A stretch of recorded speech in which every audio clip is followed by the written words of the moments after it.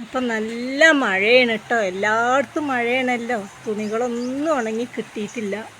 ടെറസിൻ്റെ മുകളിൽ ഇങ്ങനെ കയറി നോക്കിയതാ, ഒന്നും ഉണങ്ങി കിട്ടിയിട്ടില്ല. അപ്പം നമ്മളെ ടെറസിൻ്റെ മേലെ ഒരു കുഞ്ഞ് വെള്ളരി ഉണ്ടായിട്ടുണ്ട് കേട്ടോ. അത് പറിച്ചെടുക്കാൻ വന്നതാണ്. അപ്പോൾ ആ കുഞ്ഞ് വെള്ളരി കണ്ടു നോക്കിയാലോ.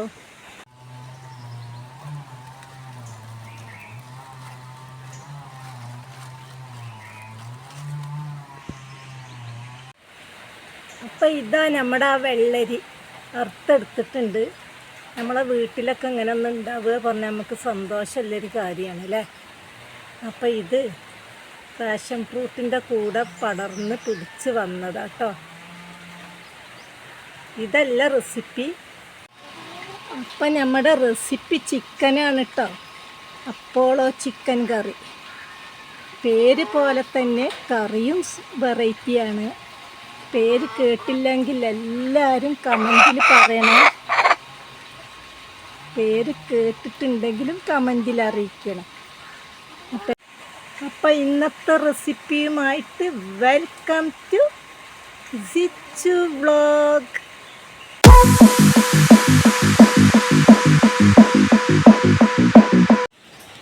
ഹലോ,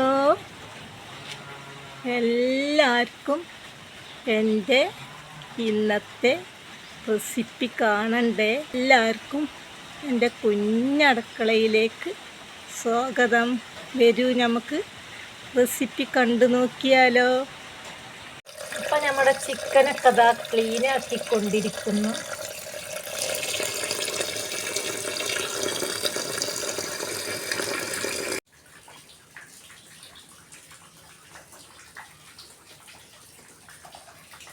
അപ്പം നമ്മുടെ ഈ അപ്പോളോ ചിക്കനിലേക്കുള്ള എല്ലാ സാധനങ്ങളും ഇവിടെ ഒരുങ്ങിക്കഴിഞ്ഞു. പുതിനയില വേണം, ഉള്ളി, സവാള കട്ട് ചെയ്ത് വെച്ചത്, മല്ലിച്ചപ്പ് കട്ട് ചെയ്ത് വെച്ചത്, കോൺഫ്ലവർ, മുളക് പൊടി, മഞ്ഞൾപ്പൊടി, മല്ലിപ്പൊടി, ചെറിയ ജീരകം പൊടിച്ചത്, കുരുമുളക് പൊടിച്ചത്, 2 മുട്ട വേണം, തൈര് വേണം, ഇഞ്ചി വെള്ളുള്ളി പേസ്റ്റാക്കി വെച്ചത്, പച്ചമുളക് പൊരിക്കാൻ ഓയിൽ വേണം, ചിക്കൻ വേണം. അപ്പം എല്ലാം വെച്ചിട്ട് നമുക്ക് പാചകം തയ്യാറാക്കിയാലോ. അപ്പം എൻ്റെ ഈ കുഞ്ഞ് വ്ളോഗിലെ പാചകങ്ങൾ നിങ്ങൾക്ക് ഇഷ്ടപ്പെടുകയാണെങ്കിൽ അടിച്ച് കയറി വാ മക്കളെ. അപ്പം നമ്മുടെ ഈ പൗഡറുകളെല്ലാം വലിയ ടേബിൾ ടീസ്പൂണിൽ ഓരോ ടീസ്പൂണാണ് കേട്ടോ എടുത്തിട്ടുള്ളത്. അപ്പം നമുക്കൊരു പാത്രം എടുത്തിട്ട് തൈര്, കുറച്ച് മഞ്ഞൾപ്പൊടി, മുളക് പൊടി,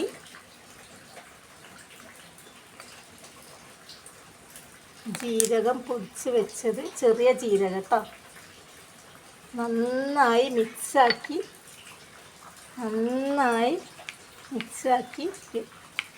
ഇളക്കി യോജിപ്പിച്ച് വെക്കുക ഇതുപോലെ.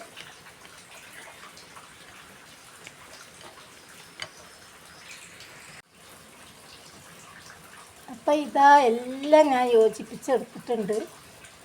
ഇത് നമുക്ക് മാറ്റി വെക്കാം.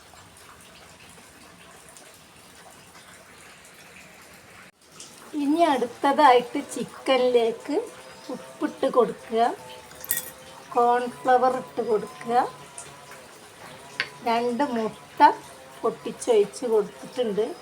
ഇനി കൈകൊണ്ട് നന്നായി മിക്സാക്കിയിട്ട് വരട്ടെ.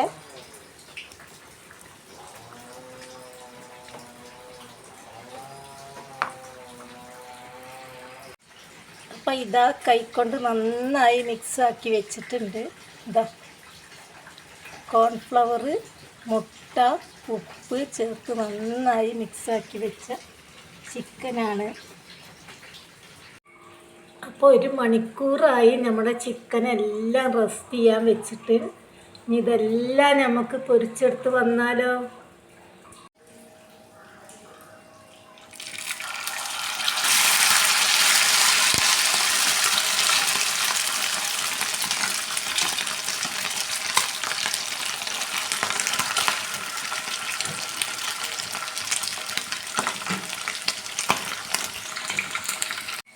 നമ്മുടെ ചിക്കനൊക്കെ ഇതാ റെഡി ആയിക്കൊണ്ടിരിക്കുന്നുണ്ട്.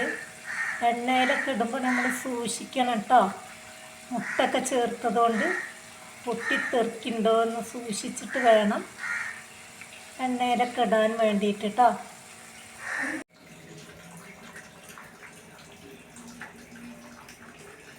അപ്പം ഇതാ നമ്മളെല്ലാം നല്ല വെള്ള കുട്ടപ്പന്മാരാക്കി പൊരിച്ചെടുത്തിട്ടുണ്ട് കേട്ടോ. ഇനിയാണ് നമ്മൾ കറിയിലേക്ക് കിടക്കുന്നത്.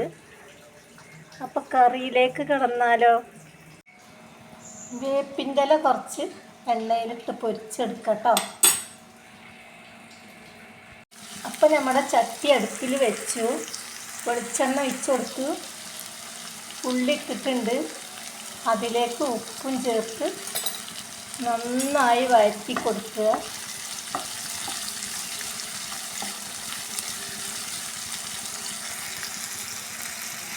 ഇതിലേക്ക് അരച്ച് വെച്ച ഇഞ്ചി ചേർത്തിട്ടുണ്ട്. അത് നന്നായിട്ടൊന്ന് മിക്സ് ആക്കി എടുക്കുക.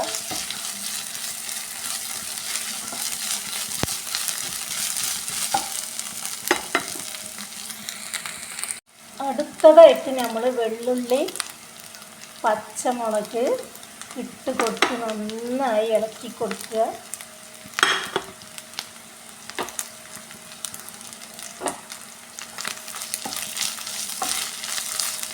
നന്നായിട്ടൊരു ബ്രൗൺ കളറാവട്ടെ.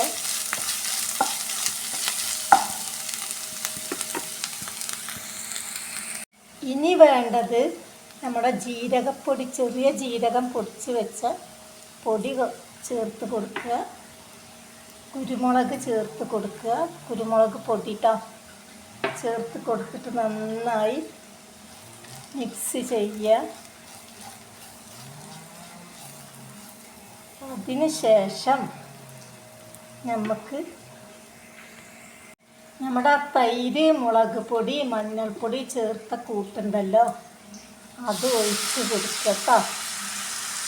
നന്നായിട്ട് ഇളക്കി കൊടുക്കുക.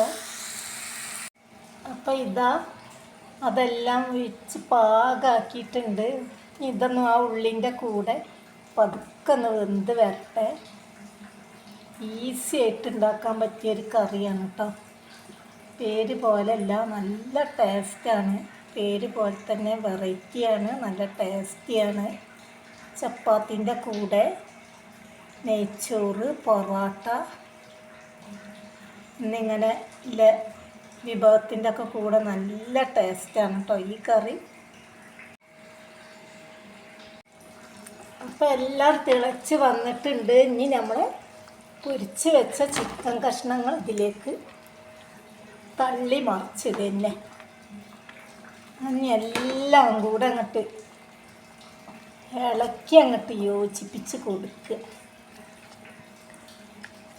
കാണാനും നല്ല ഭംഗിയുണ്ട് അല്ലേ നമ്മളെ അപ്പോളോ ചിക്കൻ കറി. അതുപോലെ തന്നെ കഴിക്കാനും നല്ല ടേസ്റ്റാണ്. തീർച്ചയായിട്ടും എല്ലാവരും ട്രൈ ചെയ്ത് നോക്കുക. കുറച്ച് മല്ലിയില കൂടെ ഇട്ടിട്ട് നന്നായിട്ടൊന്ന് മൂടി വെച്ച് ഒന്നും കൂടി തിളച്ച് വരട്ടെ.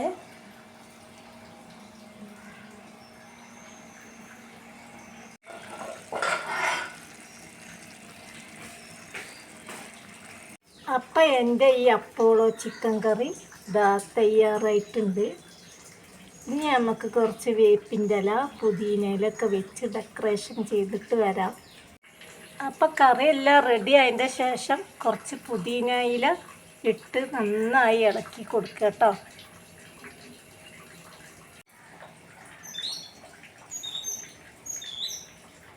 അപ്പം എല്ലാവർക്കും ഇഷ്ടപ്പെട്ടാൽ കമൻറ്റ് ബോക്സിൽ പറയണേ. എന്നെ സപ്പോർട്ട് ചെയ്യാൻ മറക്കല്ലേ.